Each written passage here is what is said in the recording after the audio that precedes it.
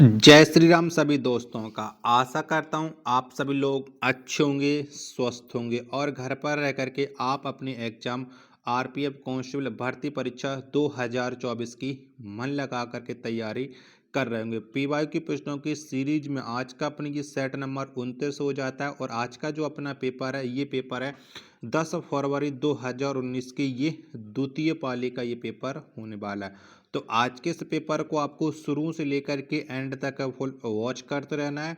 अगर आपको ये वीडियो पसंद आए तो वीडियो को आप एक बार लाइक करना।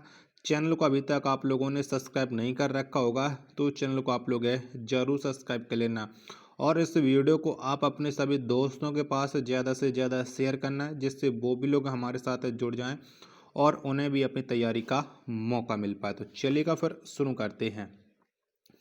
तो पहला प्रश्न आ जाता है कि सिमलीपाल बायोस्फीयर रिजर्व किस राज्य में स्थित है। तो बताओ ये सिमलीपाल बायोस्फीयर रिजर्व है वो कौन से राज्य में स्थित है। तो ये पड़ता है उड़ीसा में। कहाँ पर? उड़ीसा में। एक का पहला ऑप्शन करेक्ट आंसर हो जाएगा। चलिएगा दूसरा प्रश्न है आपके सामने कि भारोत्तोलक के वर्गीकरण के लिए निम्न में से किस परिमाप का उपयोग किया जाता है। तो बताओ भारोत्तोलक के वर्गीकरण के लिए कौन से परिमाप का उपयोग किया जाता है। फिर संख्या 2 का राइट आंसर क्या हो जाएगा। तो ये किया जाता है शरीर का भार। पहला ऑप्शन राइट आंसर हो जाएगा। प्रश्न संख्या 3 है आपके सामने कश्मीर के श्रीनगर से उत्तर दक्षिण गलियारा निम्न में से किस तटवर्ती क्षेत्र को जोड़ता है। तो बताइए कौन से तटवर्ती क्षेत्र को जोड़ता है। प्रश्न संख्या 3 का राइट आंसर क्या हो जाएगा। तो ये जोड़ता है कन्याकुमारी को। 3 का दूसरा ऑप्शन राइट आंसर हो जाएगा। चौथा प्रश्न आ जाता है कि भारतीय संविधान में कितने मूल कर्तव्यों का उल्लेख है। तो बताओ कितने मूल कर्तव्य हैं भारतीय संविधान में। पर संख्या 4 का राइट आंसर क्या हो जाएगा। तो इसमें टोटल मूल कर्तव्यों की संख्या 11। पहला ऑप्शन राइट आंसर हो जाएगा। पांचवें नंबर का प्रश्न आ जाता है कि निम्नलिखित में से किसे प्रति सेकंड दोलनों की संख्या कहा जाता है। तो बताओ किसे कहते हैं। तो प्रति सेकंड दोलनों की संख्या ये कहा जाता है आवृत्ति को। 5 का तीसरा ऑप्शन राइट आंसर हो जाएगा। प्रश्न संख्या 6 आ जाता है आपके सामने कि प्रशुल्क एवं व्यापार पर सामान्य समझौता किस वर्ष अस्तित्व में आया। तो बताओ ये कब अस्तित्व में आया था। 6 का राइट आंसर क्या हो जाएगा। तो ये 1948 में अस्तित्व में आया। तीसरा ऑप्शन करेक्ट आंसर हो जाएगा प्रश्न संख्या 6 का। प्रश्न संख्या 7 है आपके सामने कि धातु के सोडियम हाइड्रोक्साइड से अभिक्रिया करने पर कौन सी गैस उत्सर्जित होती है। तो बताओ कौन सी गैस उत्सर्जित हो। तो इसमें उत्सर्जित होने वाली गैस है वो है हाइड्रोजन। 7 का चौथा ऑप्शन राइट आंसर हो जाएगा। अगला प्रश्न है प्रश्न संख्या 8 है भारत की संविधान सभा के गठन का विचार पहली बार किसके द्वारा प्रस्तुत किया गया। तो ये विचार सबसे पहले किसके द्वारा आया था। 8 का आंसर आपको बताना है। तो ये आया था मानवेंद्र नाथ रॉय के द्वारा। तीसरा ऑप्शन राइट आंसर हो जाएगा प्रश्न संख्या 8 का। नौवां प्रश्न आ जाता है कि 2018 में भारत की प्रसिद्ध खिलाड़ी पीटी ऊषा किस खेल की राष्ट्रीय पर्यवेक्षक बन गई। तो बताइए कौन से खेल के राष्ट्रीय पर्यवेक्षक बन गई थी पीटी ऊषा। प्रश्न संख्या 9 का राइट आंसर क्या हो जाएगा। 9 के चारों ऑप्शन आपकी स्क्रीन पर शो हो रहा है। तो ये बनी थी एथलेटिक्स की। चौथा ऑप्शन राइट आंसर हो जाएगा। 10वें नंबर का प्रश्न है कि वर्ष 1879 में ब्रिटिश सरकार ने किस देश के शासक के साथ गंडमक की संधि पर हस्ताक्षर किए थे। तो कौन से देश के शासक के साथ गंडमक की संधि पर हस्ताक्षर हुए थे। तो ये हुए थे अफगानिस्तान पर। 10 का पहला ऑप्शन करेक्ट आंसर हो जाएगा। 11वें नंबर का प्रश्न आ जाता है कि विलियम जोन्स द्वारा निकाला गया पत्र था। तो बताओ कौन सा पत्र था विलियम जोन्स के द्वारा जो निकाला गया था। 11वें प्रश्न का राइट आंसर क्या हो जाएगा। तो ये था एशियाटिक सोसाइटी ऑफ बंगाल। 11 का दूसरा ऑप्शन करेक्ट आंसर हो जाएगा। 12वें नंबर का प्रश्न आ जाता है कि मुंबई में गेटवे ऑफ इंडिया किस वास्तुकला शैली में बनाया गया था। तो बताओ कौन सी वास्तुकला शैली में गेटवे ऑफ इंडिया को बनाया गया था। तो ये भारत अरबी वास्तुकला शैली में बनाया गया था। 12 का तीसरा ऑप्शन राइट आंसर हो जाएगा।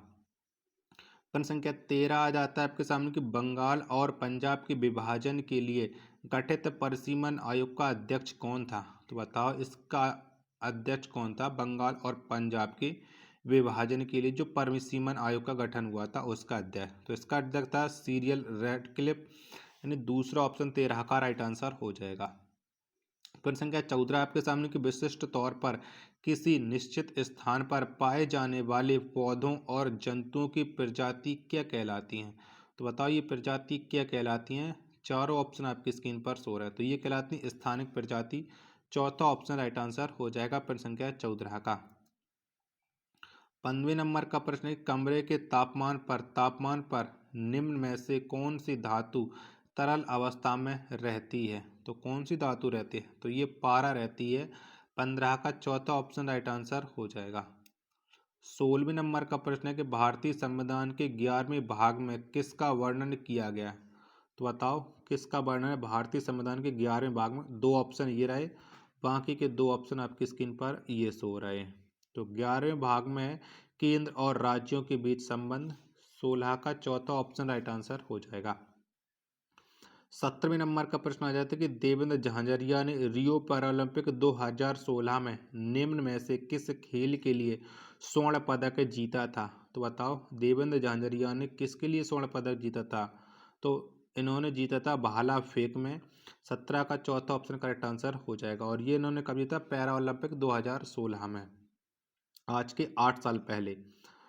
18वें नंबर का प्रश्न है कि 2011 की जनगणना के अनुसार भारत में पुरुष साक्षरता दर कितनी है। तो बताओ कितनी है। तो पुरुष साक्षरता दर ये 2011 की जनगणना के अनुसार 82.14%। 18 का तीसरा ऑप्शन राइट आंसर हो जाएगा। 19वें नंबर का प्रश्न आ जाता है कि हिंदू मंदिरों में एक छोटा कमरा जिसमें उनके मुख्य देवता स्थापित होते हैं कहलाता है। तो बताओ ये क्या कहलाते हैं। तो ये गर्भगृह कहलाता है। 19 का दूसरा ऑप्शन करेक्ट आंसर हो जाएगा। 20वें नंबर का प्रश्न है कि लक्षद्वीप का एकमात्र हवाई अड्डा कहाँ स्थित है। तो बताओ ये कहाँ पर स्थित है। तो लक्षद्वीप का एकमात्र जो हवाई अड्डा अड्डा अगत्ती है, यानी 20 का चौथा ऑप्शन करेक्ट आंसर हो जाएगा। अगला प्रश्न आ जाता है प्रश्न संख्या 21 है कि भारत के किस एकमात्र राज्य का अपना अलग संविधान है। तो बताओ कौन सा है। तो ये एकमात्र राज्य जम्मू कश्मीर, लेकिन अब ये जम्मू कश्मीर का संविधान भी खत्म हो गया है। 21 का चौथा ऑप्शन करेक्ट आंसर हो जाएगा। 22वां प्रश्न है कि हूवर बांध किस नदी पर निर्मित है। तो बताओ हूवर बांध को कौन सी नदी पर बनाया गया। तो इसे कोलोराडो नदी पर बनाया गया है। 22 का चौथा ऑप्शन करेक्ट आंसर हो जाएगा। 19वें नंबर का प्रश्न है कि 1924 में भारतीय राष्ट्रीय कांग्रेस का वह अधिवेशन कहाँ आयोजित किया गया जिसकी अध्यक्षता गांधी जी ने की थी। तो बताओ इसका राइट आंसर क्या हो जाएगा 23वें नंबर प्रश्न का। तो गांधी जी ने जो अधिवेशन की अध्यक्षता की थी उसका वो बेलगाम कर्नाटक में आयोजित किया गया था। 23 का चौथा ऑप्शन राइट आंसर हो जाएगा। 24वें नंबर का प्रश्न कि निम्न में से किस महासागर में धारा की दिशा का पूर्ण विपर्स देखा जा सकता है। तो बताइए कौन से महासागर में देखा जाता है।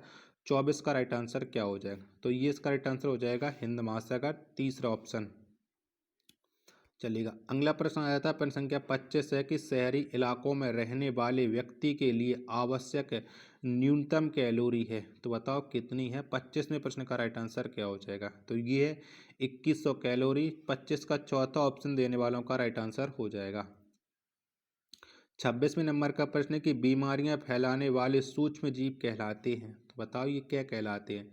तो बीमारियां फैलाने वाले जो सूक्ष्म जीव हैं ये पैथोजन कहलाते हैं। क्या पैथोजन। 26 का दूसरा ऑप्शन करेक्ट आंसर हो जाएगा। 27वें नंबर का प्रश्न कि भूमध्य रेखीय क्षेत्रों में किस प्रकार की वर्षा आम है। तो बताओ ये कैसी वर्षा आम है। 27 का राइट आंसर क्या हो जाएगा। तो ये संवहनीय वर्षा है। 27 का दूसरा ऑप्शन करेक्ट आंसर हो जाएगा। 28वें नंबर का प्रश्न है कि निम्नलिखित में से कौन सी नदी अरब सागर में जाती है। तो बताओ इनमें से कौन सी नदी है जो अरब सागर में जाती है। तो ये जाती है ताप्ती। 28 का दूसरा ऑप्शन करेक्ट आंसर हो जाएगा। प्रश्न संख्या 29 है कि रणजी ट्रॉफी जिसका नाम राजकुमार रणजीत सिंह के नाम पर पड़ा निम्न में से किस खेल से संबंधित है। तो बताओ इसका संबंध किससे है। 29 का राइट आंसर। तो इसका संबंध है क्रिकेट से। 29 का चौथा ऑप्शन करेक्ट आंसर हो जाएगा। प्रश्न संख्या 30 आ जाता है कि निम्न में से किस खेल या स्पर्धा में खेलने के लिए बॉल की आवश्यकता होती है। तो बताओ किस में होती है बॉल की आवश्यकता। प्रश्न संख्या 30 का राइट आंसर क्या हो जाएगा। तो ये टेबल टेनिस में होती है। 30 का तीसरा ऑप्शन करेक्ट आंसर हो जाएगा। 31वें नंबर का प्रश्न है कि केंद्र शासित प्रदेश दिल्ली के मुख्यमंत्री की नियुक्ति किसके द्वारा की जाती है? तो बताओ, दिल्ली के मुख्यमंत्री नियुक्ति किसके द्वारा की जाती है? 31 का आंसर। चारों ऑप्शन आपकी स्क्रीन पर शो रहा है, तो ये भारत के राष्ट्रपति के द्वारा। तीसरा ऑप्शन करेक्ट आंसर हो जाएगा। 32वें नंबर का प्रश्न है कि ईंधन के कैलोरी मान को किस प्रकार व्यक्त किया जाता है? तो बताओ कैसे व्यक्त करते हैं ईंधन के कैलोरी मान को? 32 का राइट आंसर क्या हो जाएगा?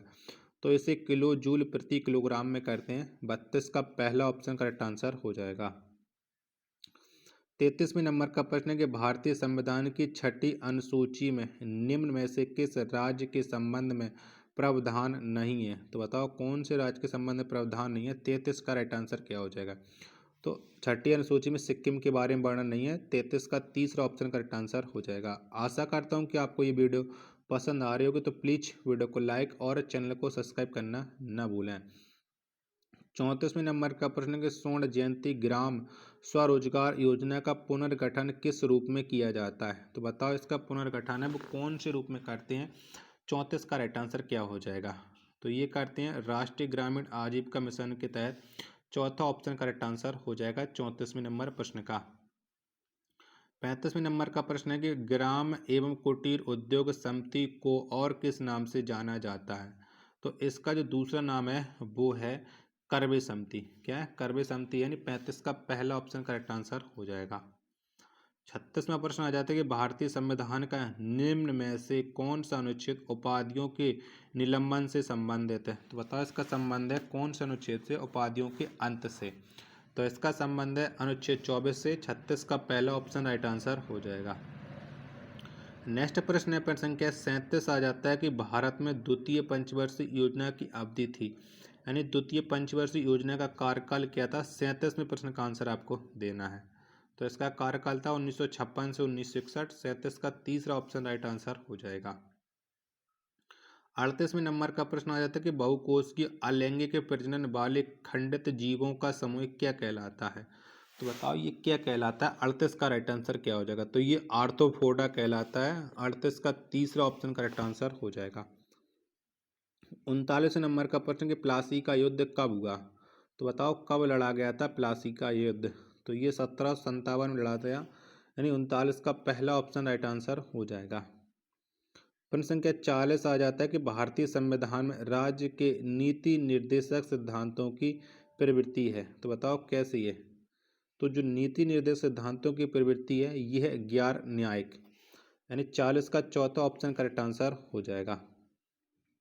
41वां प्रश्न 1906 में हुए भारतीय राष्ट्रीय कांग्रेस के अधिवेशन के अध्यक्ष कौन थे? तो बताओ किसके द्वारा इस कांग्रेस के अधिवेशन की अध्यक्षता की गई थी? 1906 वाले की। तो ये की गई थी दादा भाई नौरोजी के द्वारा। 41 का पहला ऑप्शन करेक्ट आंसर हो जाएगा।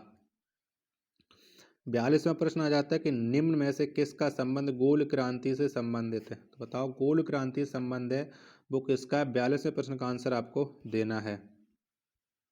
चलिएगा, 42 के चारों ऑप्शन आपकी स्क्रीन पर शो हो रहा है। तो इसका संबंध है गोल क्रांति का आलू से। दूसरा ऑप्शन करेक्ट आंसर हो जाएगा। 43वां प्रश्न है कि टू हैंड्स स्नैच निम्न में से किस खेल या स्पर्धा से संबंधित है? तो बताओ इसका संबंध किससे है? तो इसका संबंध है भारोत्तोलन से। 43 का पहला ऑप्शन करेक्ट आंसर हो जाएगा। 44वां प्रश्न है आपके सामने कि ओशियो महासागरीय धारा किस महासागर में बहने वाली धारा है? तो बताइए कौन से महासागर में बहती है ओशियो महासागरीय धारा? तो ये बहती है प्रशांत महासागर में। 44 का चौथा ऑप्शन करेक्ट आंसर है हो जाएगा। अगला प्रश्न आ जाता है प्रश्न संख्या 45 कि प्रसिद्ध चिकनकारी कढ़ाई मूलतः किस राज्य में होती है? तो बताइए इसका संबंध है चिकन कढ़ाई कढ़ी का। तो इसका संबंध है उत्तर प्रदेश से। 45 का तीसरा ऑप्शन राइट आंसर हो जाएगा। 46वां प्रश्न है कि निम्न में से किस शासक ने दिल्ली में जामा मस्जिद का निर्माण कराया? तो बताओ किसके द्वारा जामा मस्जिद का निर्माण हुआ था? तो ये हुआ था शाहजहां के द्वारा। 46 का तीसरा ऑप्शन राइट आंसर हो जाएगा। 47वां प्रश्न है केंद्र शासित प्रदेशों में उपराज्यपाल और प्रशासकों की नियुक्ति का उत्तरदायित्व निम्न में से किस मंत्रालय के पास होता है? तो इसका जो उत्तरदायित्व होता है वो होता है गृह मंत्रालय के पास। 47 का दूसरा ऑप्शन करेक्ट आंसर हो जाएगा। 48वां प्रश्न आ जाता है कि दर्पण के समान समतल सतह से परावर्तन क्या कहलाता है। तो बताओ ये परावर्तन क्या कहलाता है। तो ये कहलाता है नियमित परावर्तन। 48 का दूसरा ऑप्शन करेक्ट आंसर हो जाएगा। 49वें नंबर का प्रश्न आ जाता है कि द्रवों के द्वारा आरोपित घर्षण बल और क्या कहलाता है। तो बताओ इसे क्या कहा जाता है। तो इसे कहा जाता है ड्रैग। 49 का तीसरा ऑप्शन करेक्ट आंसर हो जाएगा। प्रश्न संख्या 50 है आपके सामने कि निम्न में से किस कारण के फलस्वरूप केंद्र शासित प्रदेश पुदुचेरी का निर्माण किया गया था। तो बताओ किस वजह से पुदुचेरी का निर्माण किया गया था। 50वें प्रश्न का राइट आंसर तो ये हो जाएगा सांस्कृतिक विशिष्टता के वजह से। 50 का तीसरा ऑप्शन इसका राइट आंसर हो जाएगा। आशा करता हूँ कि आपको ये वीडियो पसंद आई होगी। तो प्लीज़ वीडियो को लाइक और चैनल को सब्सक्राइब करना ना भूलें। मिलते हैं एक और नेक्स्ट वीडियो के साथ, तब तक के लिए धन्यवाद। जय हिंद।